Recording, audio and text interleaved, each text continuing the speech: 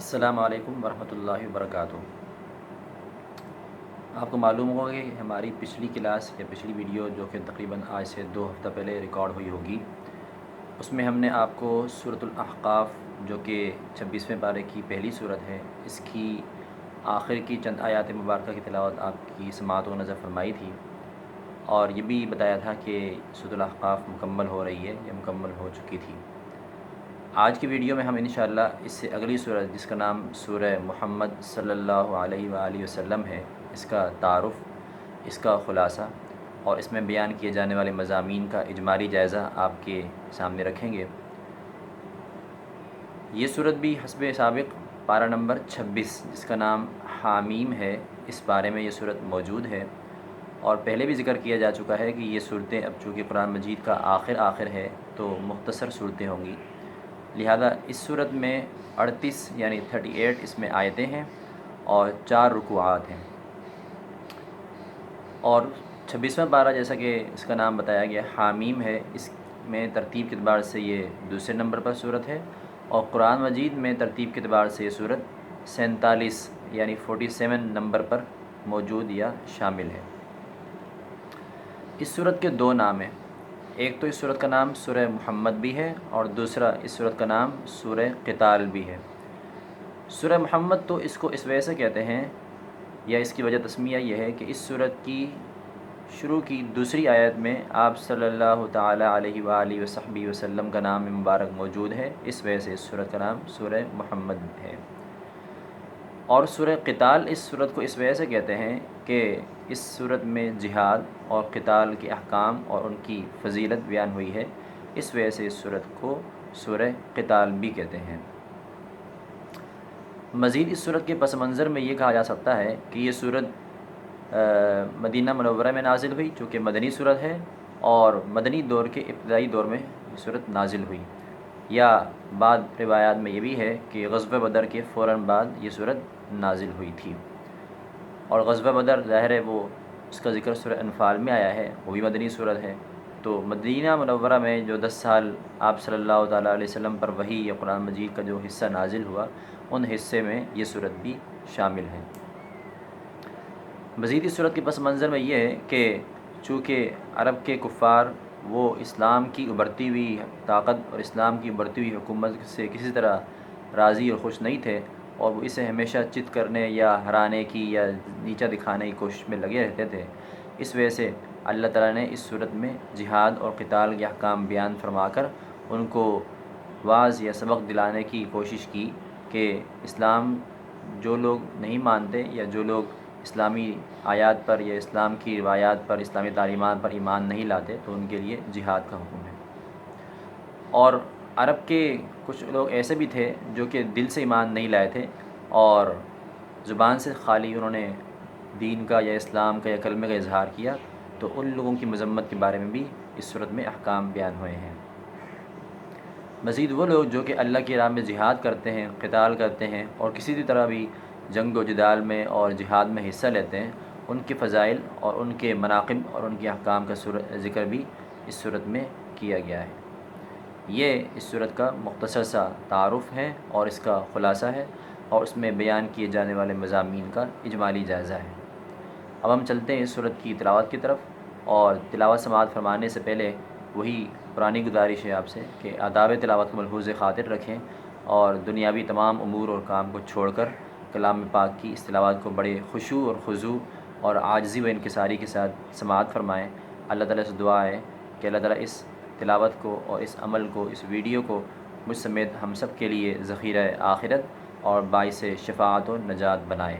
آمین۔ اعوذ باللہ من الشیطان الرجیم، بسم اللہ الرحمن الرحیم۔ الذین کفروا وصدوا عن سبیل اللہ اضل اعمالهم والذین آمنوا وعملوا الصالحات وآمنوا بما نزل على محمد وهو الحق من ربهم كفر عنهم سيئاتهم وأصلح بالهم ذلك بأن الذين كفروا اتبعوا الباطل وأن الذين آمنوا اتبعوا الحق من ربهم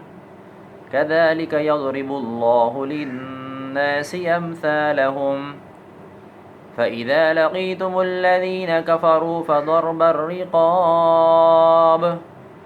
حتى إذا أثخنتموهم فشدوا الوثاق فإما منا بعد وإما فداء حتى تضع الحرب أوزارها ذلك ولو يشاء الله لانتصر منهم ولكن ليبلو بعضكم ببعض والذين قتلوا في سبيل الله فلن يضل أعمالهم سيهديهم ويصلح بالهم ويدخلهم الجنة عرفها لهم يا أيها الذين آمنوا إن تنصروا الله ينصركم ويثبت أقدامكم والذين كفروا فتعسا لهم وأضل أعمالهم ذلك بأنهم كرهوا ما أنزل الله فأحبط أعمالهم أفلم يسيروا في الأرض فينظروا كيف كان عاقبة الذين من قبلهم دمر الله عليهم وللكافرين أمثالها ذلك بأن الله مولى الذين آمنوا وأن الكافرين لا مولى لهم إن الله يدخل الذين آمنوا وعملوا الصالحات جنات تجري من تحتها الأنهار والذين كفروا يتمتعون ويأكلون كما تأكل الأنعام والنار مثوى لهم وكأي من قرية هي أشد قوة من قريتك التي أخرجتك أهلكناهم فلا ناصر لهم أفمن كان على بينة من ربه كمن زين له سوء عمله واتبعوا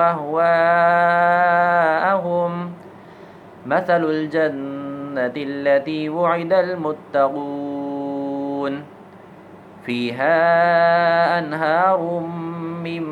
ماء غير آسٍ وأنهار من خمر لذة للشاربين وأنهار من عسل مصفى ولهم فيها من كل الثمرات ومغفرة من ربهم كمن هو خالد في النار وسقوا ماء حميما فقطع أمعاءهم صدق اللہ العظیم. سماعت فرمانے کے لیے جزاکم اللہ خیرا احسن الجزاء فی الدارین. اور آپ سب کی حوصلہ افزائی کا بہت شکریہ. اپنی خصوصی دعا میں مجھ بندہ ناچیز حقیر فقیر کو بھی ضرور یاد رکھیے. خصوصاً ملک پاکستان کی امن و سلامتی کے لیے دعا کریں اور ملک پاکستان میں اور دنیا بھر میں جہاں کہیں بھی مسلمان ظلم و ستم کا شکار ہیں خصوصاً فلسطین مسلمانوں کی مدد اور ان کی نصرت کے لیے دعا فرمائیں. اللہ تعالی ہم سب کا حامی و ناصر ہو. جزاکم اللہ خیرا. وعلیکم السلام ورحمۃ اللہ وبرکاتہ.